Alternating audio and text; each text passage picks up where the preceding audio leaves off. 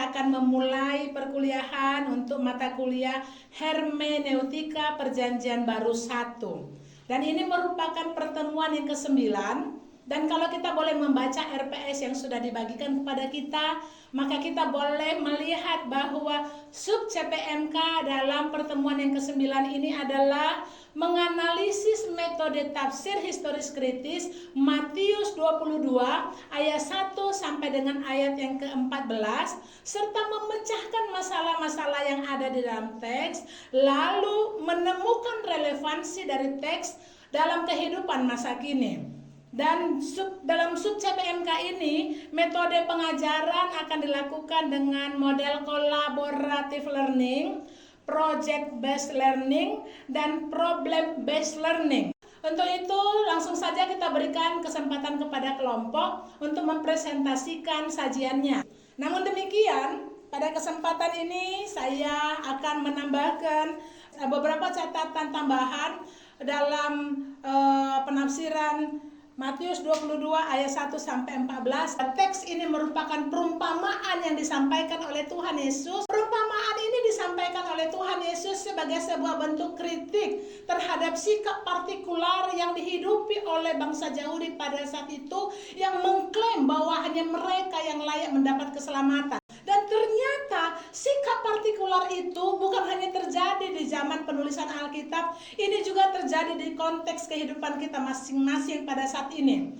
Dan kita boleh melihat bahwa ternyata sikap partikular itu memberi banyak dampak yang merusak. Oleh karena itu, penjelasan atau tafsir terhadap teks ini menjadi penting bagi kita di tengah-tengah konteks kehidupan kita masa kini. Kita langsung saja melihat tafsiran terhadap teks.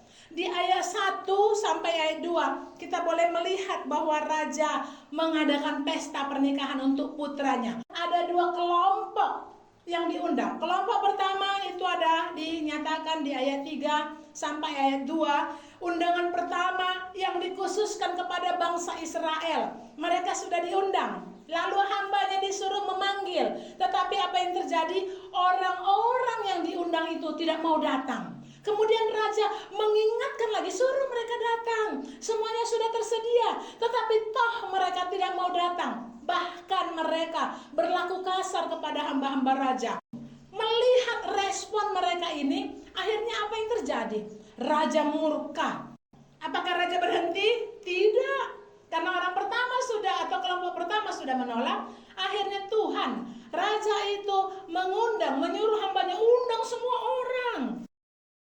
Pesta itu harus terlaksana. Maka raja menyuruh hambanya, undang semua orang, pergi ke semua jalan, pergi ke semua persimpangan, undang baik orang jahat maupun orang baik, semuanya boleh diundang untuk masuk dan ikut serta dalam pesta pernikahan anak raja tersebut. Apa yang boleh kita simpulkan melalui teks ini? Kita boleh melihat bahwa misi keselamatan universal ditegaskan dengan cukup kuat. Bahwa Yesus menerima semua orang secara terbuka. Bahwa semua orang berhak menerima keselamatan yang Tuhan kerjakan di tengah-tengah dunia ini. Sekaligus melalui teks ini kita boleh melihat sebuah kritik terhadap sikap yang partikular dan sikap yang eksklusif yang dinyatakan oleh orang-orang Yahudi. Dan itu juga menjadi kritik yang boleh disampaikan dalam kehidupan masa kini. Sebagai implikasi teologis, bagaimana kita membangun sikap yang inklusif, membangun sikap yang universalis di tengah-tengah pluralitas yang menjadi konteks kehidupan kita.